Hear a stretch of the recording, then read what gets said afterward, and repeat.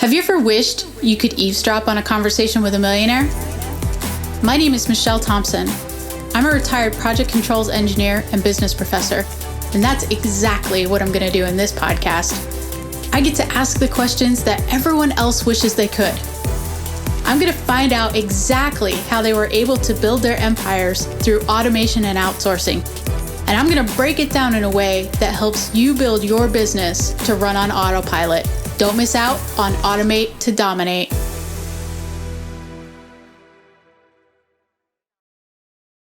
From author Donnie Bovine comes the book, How to Be a Success Champion, available on Amazon. After years of living other people's dreams, author Donnie Bovine decided to jump out on his own and start a business, thinking it would be easy. Instead, he had a rude awakening and quickly understood that he had spent 20 years being an employee and had no idea how to be a business owner. His business was tanking, and he was on the brink of losing everything when he decided to fight for business freedom. In this must-read and life-changing book, author Donnie Bovine shares with readers his story intermingled with lessons learned from his mistakes and his failures. In How to Be a Success Champion, you will find advice the author received from mentors and how he went from zero to a six-figure business. The author walks you through the steps of how to get out of your own way, how to play the game of business and win, find your strengths, how to network effectively, how to build a personal brand, how to create champions for your business, how to get great at sales, how to take complete ownership of you and your business. How to Be a Success Champion from author Donnie Bovine, available on Amazon in both Kindle and paperback editions. Order your copy right now. Hello, everybody, and welcome to another episode of Automate to Dominate. Today we have Negrean. Did I get it right? Perfect. Yes, okay. Perfect. Sorry. Avi Negrean. Oh, geez. Yeah, you guys can kill me later.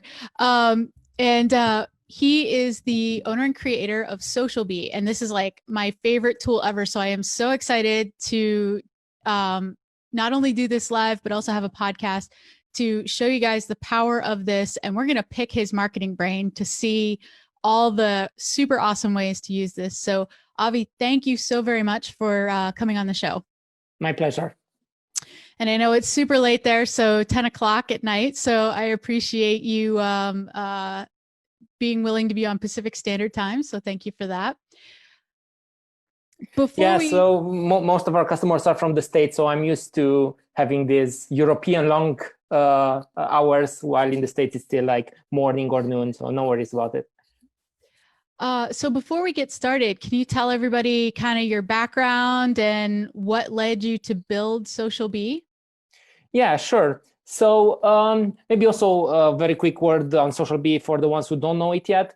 SocialBee is a social media management platform. And basically, we give you tools, training, and teams so you can automate your social media posting so you can get more leads with less effort. And in my case, I've been working in IT for a long time, started as a software developer, ended up being in management. And then at one point I had the entrepreneurial itch. So I started with three other friends of mine. We started another startup which was called Nugget, which basically was a way for us to get quotes from business and personal development books. It's a way to really get the gist of or the golden nuggets of a business book. And while we were working at Nugget, we stumbled upon some techniques that worked for us to grow our audience on social media specifically, and for us to share our growing library of evergreen content and to engage with relevant people on social media. And that specific startup was a nice project which got a good amount of users, but it was quite hard to monetize. So it was hard to turn into a business. And at one point, we realized that this other thing which we've been building around social media and around marketing this Nugget product might be more valuable. So we actually started a few discussions with a few people that kept asking us about how we're doing what we're doing. And we got a customer from almost day one, let's say so. And then we stopped working on Nugget at that point and started focusing on SocialBee. And later on, we sold Nugget to somebody who was in the same space as we were. That's awesome. So I am constantly telling everybody about you guys. In fact, I should probably give my affiliate link out more often than I do.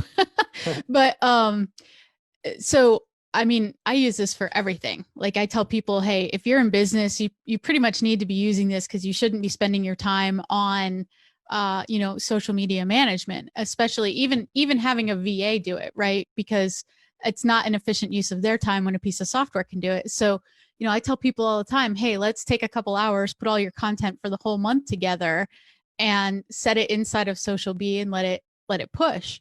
And I mean, we use it for everything. We use it for podcast drops. So, 3 times a week, it'll drop and remind people about podcasts. I use the RSS feed feature. So I have feeds coming in from all other places that are like, educational content that I can put out there for my readers.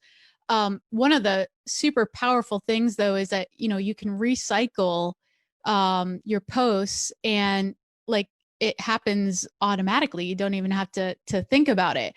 And I think, can you explain the power of RSS feeds to people? Because everybody seems to get confused about this and they think you have to use your own RSS feed. And I don't. I use RSS feeds from, all people who are in the same space as I am. If they put out a super awesome piece of content, like I want to let people know about that. So can you tell us how that works? Yeah, sure, exactly. I also agree that RSS are quite powerful, and it's a shame that Google at one point almost single-handedly killed the RSS as a technology because they had bigger plans which did not include the RSS part. But for the people who don't know what an RSS feed, it's not for humans. It's actually a way for software and for other websites to notify other software when there's a new blog post. So all of the WordPress websites come out of the box with an RSS functionality, but also most of the major websites providers have an option to generate an RSS feed.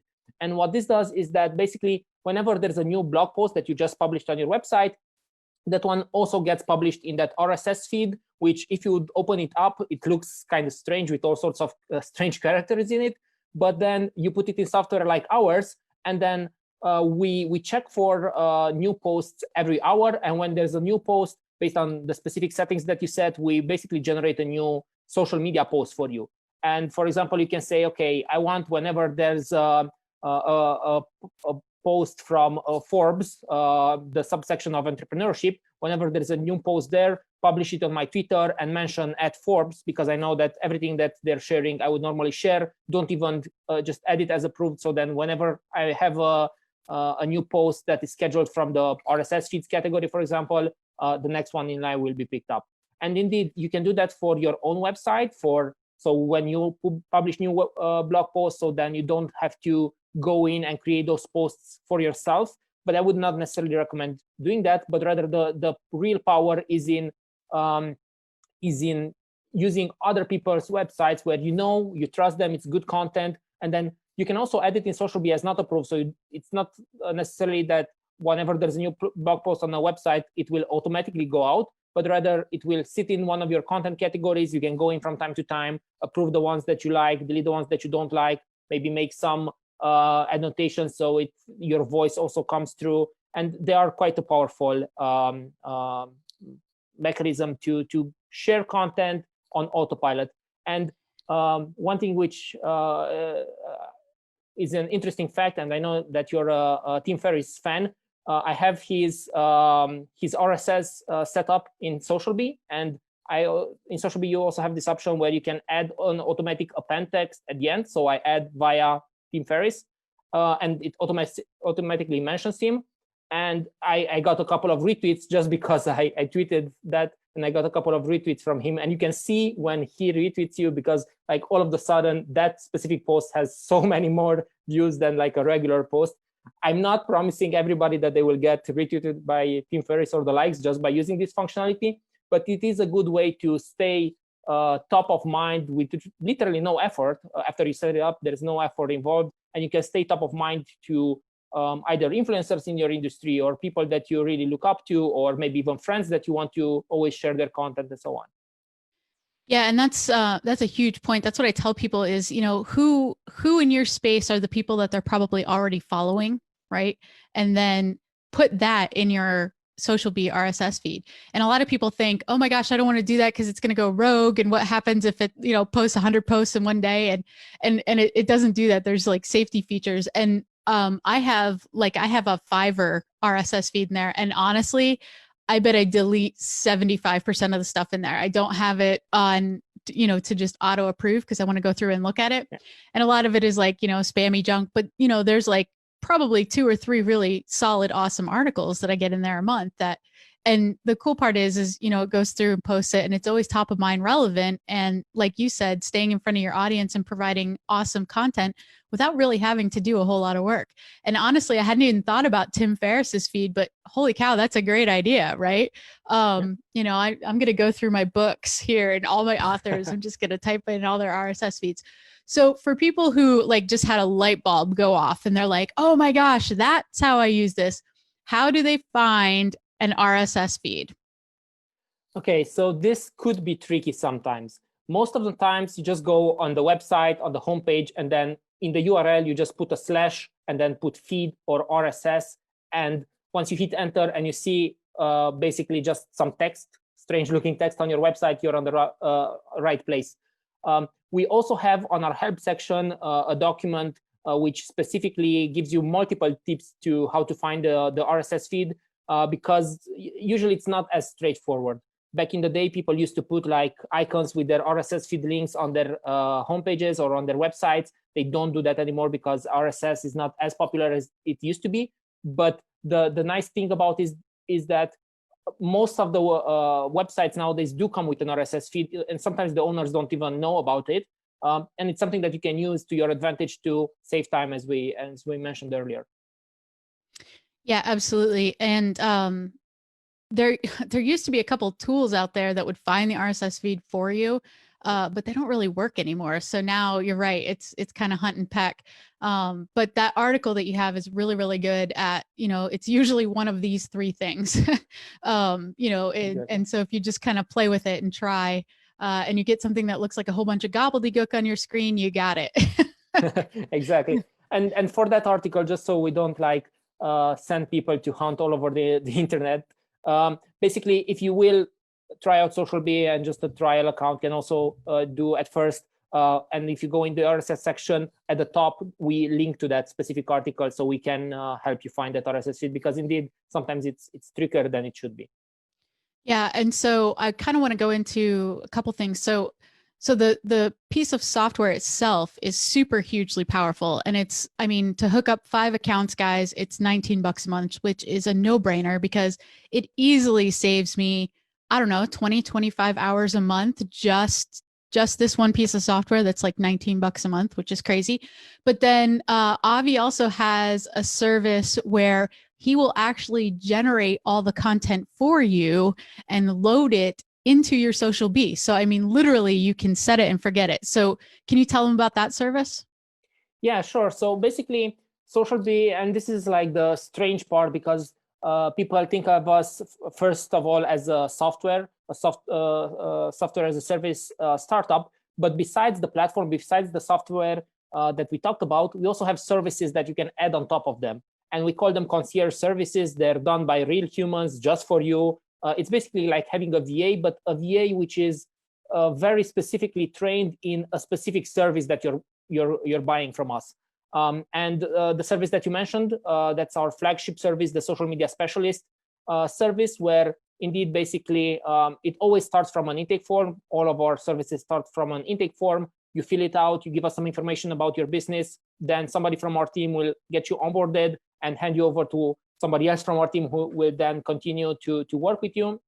And basically, we generate social media posts, which are not like templates for an industry or something that 100 customers get the same thing. No, they're really like done specifically for you. And they can be promotional posts. They can be maybe some curated content, some quotes or some whatever you like, and whatever is actually really relevant to your business. And indeed, basically, we generate that content and we save it directly in SocialBee. We email you once we do, so you can give us also feedback on it, so we keep improving.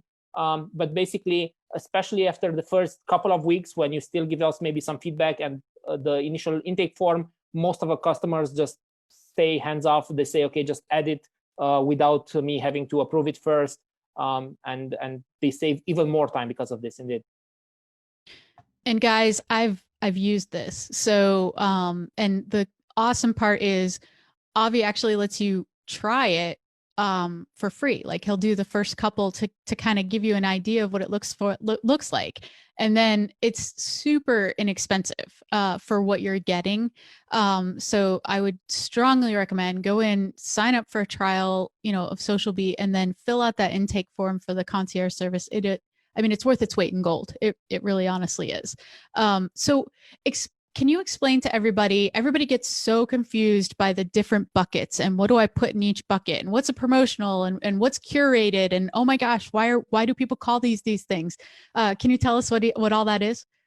Yeah, sure. So indeed, this is the it's the power of our software, but then it also maybe because it's so powerful, it's not just you just have this one queue, put whatever you want in it, but rather we give you a bit of structure, which once you understand it, it makes so much sense, and it's actually a structure which actually leaves you room to work on your creativity versus then thinking, okay, what type of content should I share next?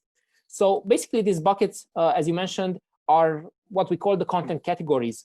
And even if you do it consciously or unconsciously, if you look at almost any business, you will see that their content falls into different types of content. So each business will have to do some promotional content because it's a business at the end of the day. Then most of the times, if they have a blog themselves, then they will most likely share those blog posts, especially if they're evergreen, they will share them multiple times. Then maybe they want to share some other content like curated content because they don't want it only to be about themselves. And this can be hand curated or RSS type of content, curated content that we discussed about earlier. Then another category could be maybe something more light, like some engagement driving content, like some quotes or questions or something fun, and so on. So basically, when you first go into SocialBee, we give you some of these categories as some best practices, and we set them up for you, but it's up to you to change them as you want. So for example, if you have a YouTube channel, you can create a category just for that YouTube channel. Or if you have one specific friend that has some articles that you always want to share on Fridays, you can create a category for that specific type of content. And then this is the first half. The second half is about scheduling the content. And how we're different from other tools, which are like a queue-based tool, is that instead of scheduling a specific post at a specific time, which you can also do in SocialBee, but we don't recommend that, you're actually scheduling categories. So instead of saying, I want this specific post to go out on Monday at 2, you say, I want a promotional post from the promotional bucket or the promotional content category to go out on Monday at 2. And then what happens is that you just need to make sure that all of these buckets, all of these content categories are filled or have enough posts in them. And then when it's a time for us to post from that specific category, we take the post one by one until we get to the last one. And then if it's an evergreen category, we just jump to the first one again. So this way, not only that you have better content mix because of this structure with the content categories, but for the content that you want to share multiple times, we can recycle it with this evergreen functionality. And so guys, with SocialBee, we're not just talking about Facebook, right? So that we're talking about all social platforms. So we're talking about Instagram, we're talking about Twitter, we're talking about LinkedIn, we're talking about Pinterest, which we have to hook up with Hootsuite, right? To get it to work, but it works seamlessly. I've done it. And Facebook. Did I miss any? Did I miss any? Yes, Google My Business. Oh, Google My Business. Oh my gosh, how did I forget that? Okay, so so basically, you can like set it and forget it for literally all of your social media channels. I mean, this is ridiculous. Okay, so the one question I get all the time is, how frequently do I post? Because I don't want to piss off my listeners. So how have you found the happy medium of, when to post, what to post without being the slimy sales guy? Yes. So to some extent, this question is not as relevant as it used to be, like, I don't know, 5-10 years ago. Maybe 10 years is a bit too much, but like 5 years ago. And this is because almost all of the big social media platforms nowadays have changed from a hierarchical, from a chronological posting. So your wall. When you go on Facebook, you won't see all the posts in a chronological order, but rather the algorithm chooses the posts that you see. So then basically also the specific posting time is not as relevant as it used to be. And the frequency is also not that relevant, because especially if we're talking about the Facebook, if you're thinking about Facebook, basically, if you are not going to pay money to Facebook, which is what they want you to do, the organic rates have dropped a lot. So most of the people that you have as fans on Facebook won't see what you're posting, or unfortunately. So this is why it's not a problem, even if you post a bit more often, because most of the people won't see all of your posts, and the ones which do, probably they do because they really enjoy your posts. They engage with your posts, they like them, they like physically hit the like button, or they comment, or they set your page to always be seen whenever you're posting. Still, you should also think about the content that you have and that you want to share. You shouldn't overshare just because you have a lot of content, or you shouldn't share too little because you don't have the time to create content. So basically, most of the times, for most businesses nowadays, 1 time per day per each social network would be a good posting frequency. The ones that have more content to share, because maybe they're producing a lot of blogs or podcasts, or maybe they have some very nice images that they want to share, or they are an e-commerce store, so they can share a lot of their products. They can also share a bit more often. Or for the ones that really don't have the time, maybe once every other day, that would also do the trick. And I think you brought up a huge point about the chronological versus interaction, right? Especially with Facebook ads. You know, people aren't paying attention as much as you think they are. And that's the key, is that I think so many people are so afraid. Now, I've seen people go like way overboard, right? And they'll like drop a podcast and they'll ping people like 7 times a day about the one podcast episode that they have. Okay, don't do that. But people aren't, and I learned this from Julie and Kathy, Julie Stoyan from Launch Gorgeous. You know, she told me, she's like, Michelle, you think you're going to tick them off, but what's going to happen is they're only going to see maybe 20 to 30% of what you post, right? Because the rest of it just gets filtered and it gets buried, and nobody sees it, and nobody's sitting there waiting for you to post on Facebook, right? So I think we have a little bit of a fear there that maybe isn't quite a reality. And I think if you are afraid of it, that's probably a good thing, because you're at least conscious, right? And you're not just out there spamming people. So use a little bit of judgment there, but it's okay to post, guys. It's like twice a day. You're not going to tick anybody off. It's okay. So I think that's one more thing on this note, because okay, except for the content which you're posting automatically, maybe through an RSS feed, but the content that you create, you really know it. If you see it on your Facebook wall, you know it, you recognize it. If you share the same thing 2 months ago because it was an evergreen post, you maybe remember it, but trust me, your audience won't.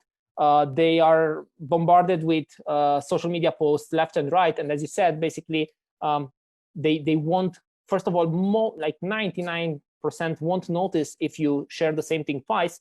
And even the 1% which do notice, most of the times, they won't be affected of it. They won't unfollow you just because they saw that. So you shouldn't be worried indeed that you're oversharing, unless of course you are oversharing, like in the example that you gave.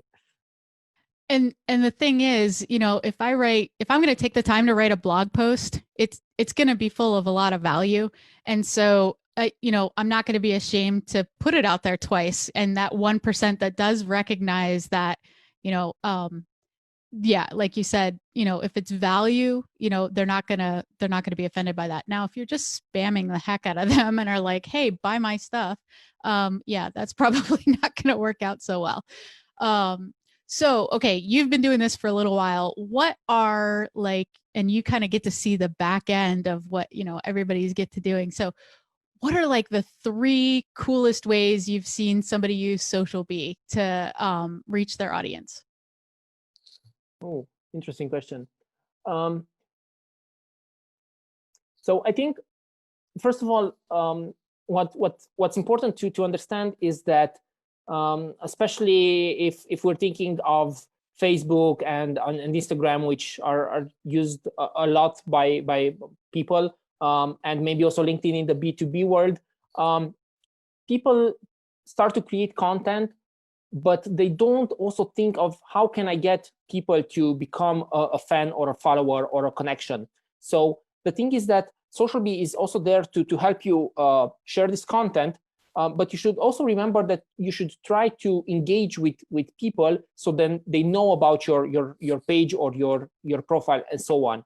And especially when you're first starting out on Facebook, for example. On Facebook, you don't have that many tools as a Facebook page to grow that audience, except if you manage to do some cross posting, some cross promotion with other people that have that audience, or by honestly just running ads, because this is what Facebook is trying to get you to do. On Instagram, you have a bit more control there, because with your page, you can go and engage on specific hashtags or with the specific followers of an account which is relevant to you. While on Facebook, the engagement from a page level is a bit more limited. Now, you can still go in Facebook groups, where a lot of the action is nowadays happening in Facebook groups. So you can still go in Facebook groups and smaller communities, and it's important to be in your specific niche, and then try to engage there, and try maybe to share the content that you have, to share it on your page, and then share that post in a Facebook group. So that way, people will find that content, which is hopefully valuable, and then they will also know about your page. Then I think nowadays it's also, and I mean, to some extent, it has always been the case, but it's especially on, if I'm looking at LinkedIn, it's also about more storytelling that you would expect from a B2B platform. So people are really writing longer form, almost like blog posts in a LinkedIn post, with emotions and with stories, and they try to engage their audience that way. And then one more thing, which is also something that all of us are seeing, is the decrease of the time span. So especially like on a platform like Facebook or Instagram, things should be like short and snappy and engaging. So there are differences between the different networks, and you should always like take them into account as well and as much as possible. So now, does your training go through and teach them the differences between the different platforms, and you should use this technique with this one and this technique with this one, and tell us about that? Yeah, so indeed, basically we have the tools part, so the platform, we have the teams part, which is the concierge services, and then also we have the training part, which is the SocialBee University. And we just had recently a cohort for the SocialBee University, and basically we teach you a bit of the particularities of each network in that training as well, but we're also focusing quite a lot on general copywriting techniques, and really going back to the basic and to where you should start from, understanding your audience and your buyer persona, and knowing who you talk to, because knowing who you talk to will then really craft your message in such a way that it speaks to them. And it's not only about like you pushing your features, but rather tying them to the benefits of your product or service, and seeing how it would help your target audience, and so on. So I'm going to kind of put you on the spot a little bit. So Hootsuite has this cool feature where anything that you post, if somebody comments on it, it shows up in the feed. Is SocialBee going to be able to do that at some point? We are actually working on this. It's still probably 1 or 2 months out from the first release. This is something which most likely we will call the Engage module, which has been requested probably from day one. But we kept postponing working on it because we had so much other work to do on the posting part of the platform, and we knew that the Engage is almost like a product on its own. So yes, it is already actually in progress. We're making good progress, but it's not a small feature to have. And also, depending on the different networks, for some, they give us more access, for others, a bit less. So we're also depending on the APIs that we can access. Yeah, I know I think Facebook just changed their API, which made things much more difficult for you guys, didn't it? They keep changing things. Like after Cambridge Analytica, when it was like a strange time, but since then they really started to change things left and right, and almost sometimes with very little notice. But it's the game that we have to play. So right. And for those of us who get frustrated by them constantly changing the API, we kind of have to remember Facebook's a free platform, right? Unless you're using paid ads. So they're giving us the ability to use that for free. So give Avi a little grace and nobody scream at him because it's not in his control. Yes, but it is like a huge time-saving feature to not have to scroll through your own feed. But if it's like right there, oh my gosh, that's so awesome. So that's my only wish list, which is like everybody's wish list, right? So yeah, it has been requested quite a lot for sure, and it's in progress. We have a public roadmap, and people can see some of them bigger things that we're working on or that we're planning to work on that public roadmap. But if you would look at our internal roadmap, I mean, I don't even know how many ideas or cards we have there. Like it's a few hundreds, and some of them are prioritized already, and we know that we want to work on them. Some of them are just ideas. Some of them are things that we know that we would want to improve, or some extra thing that we want to add in some parts of the platform. But it's always about like prioritizing and really using our resources to the best way possible, so we can really bring these big features that are saving a lot of time. Because indeed, as you said, this is the main thing that we do. We're really saving you a lot of time. Okay, so one of the things that I always get pushback from is people know there's this amazing tool out there and they're super excited to learn about it. And then they are scared to death of it because it's this like, they log in and they're like, oh my word, there's all these buckets and tiles and I have no idea how to set this up. How can you help them get over that fear and just take the plunge? And what's the easiest way to go in and set this up inside of SocialBee once they sign up for their trial? Because everybody listening better be signing up for a trial.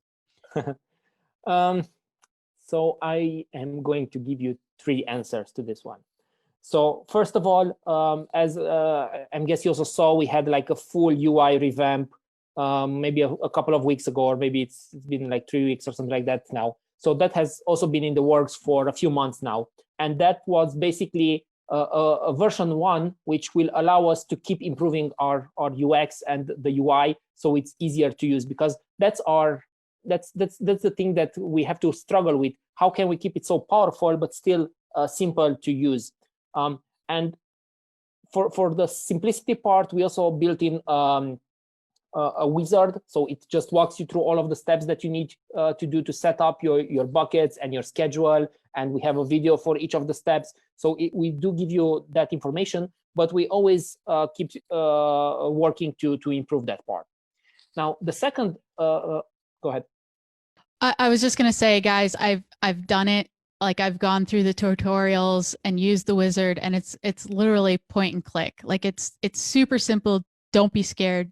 Dive in and do it. Okay, next. Yes, exactly. And we are actually giving like best practice, like both for the categories and then also for the schedule, because you asked me how often you should post. And then basically on the schedule, on the setting up of the schedule part, we ask you if you want to post only now and then normally, or you want to like post heavily. And then based on one of those settings, we give you already some presets which will work for 99% of the users. And then if you want to change it afterwards, you have full control over that. So yeah, then the second option would be to just go on socialbee.io, and on the top right part, you will see a link to book a demo, which will take you to socialbee.io/calendar. And then basically you can walk in a one-on-one call with one of my colleagues, which will walk you through the platform. They will answer any questions that you might have. So basically we set you up for success that way. And then the third option is that indeed, once you start your trial, most of the times we are running some type of promotions in there that if you become a paying customer for just like, as you said, as little as $19 per month, we will give you a full onboarding. So basically our team will set everything up for you. Again, we ask you to fill a small intake form so we know a bit more about your business, But then not only that we set up your categories and your scheduling, SocialBee and your RSS feeds and so on, we also create some initial posts for you. So basically, you will be able to experience to some extent also our social media specialist service through this.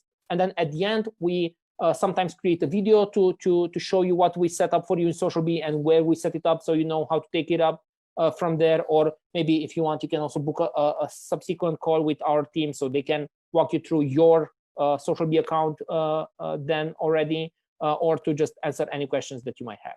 So this would be like the 3 ways. And indeed, you just like need to spend like save, I don't know, 15, 30 minutes to first set it up. But as you said, you set it up in the beginning and then you're set for a month.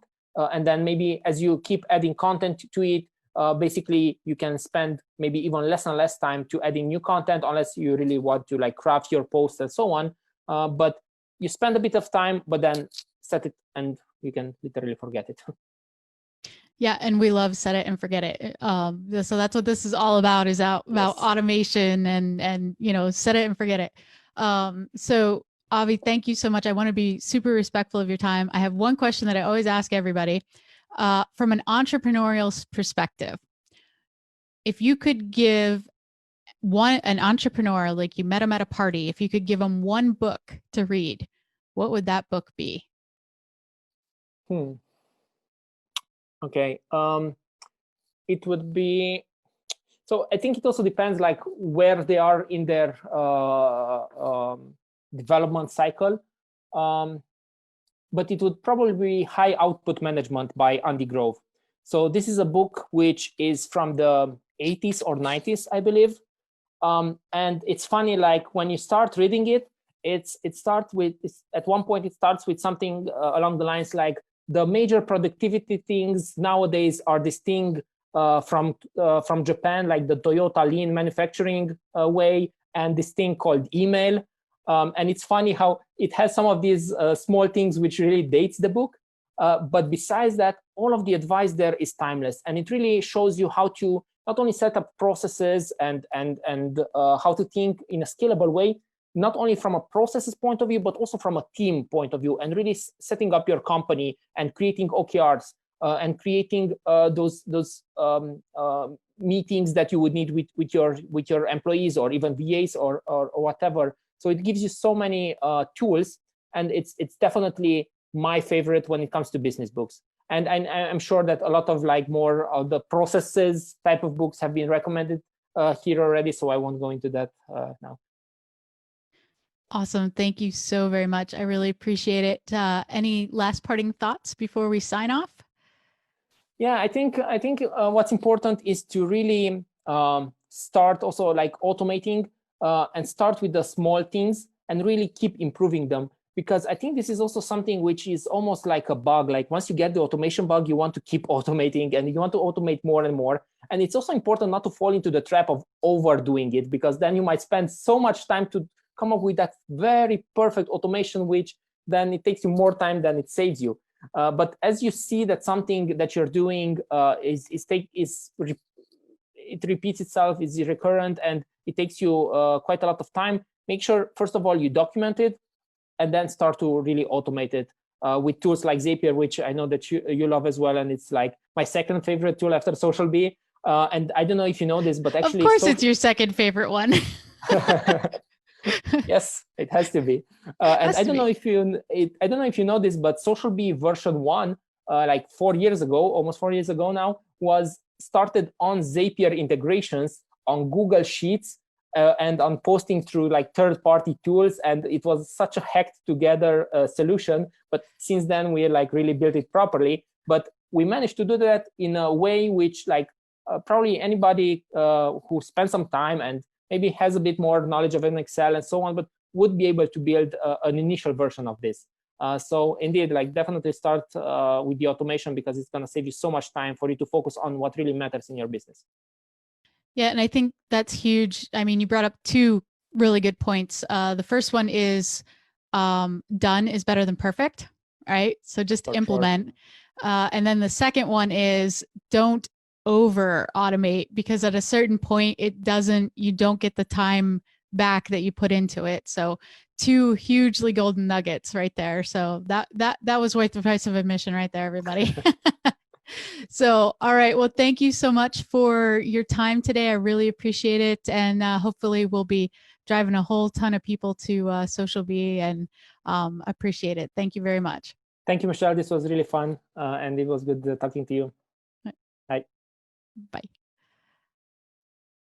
Thank you for tuning in to the Automate to Dominate podcast at www.awesomeoutsourcing.com/podcast. My name is Michelle Thompson.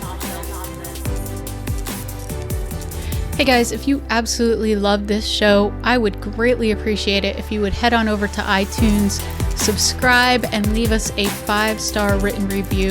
That would be amazing. And as always, if you guys know somebody who should be listening to this podcast, please don't keep it all to yourself. Share it with your friends.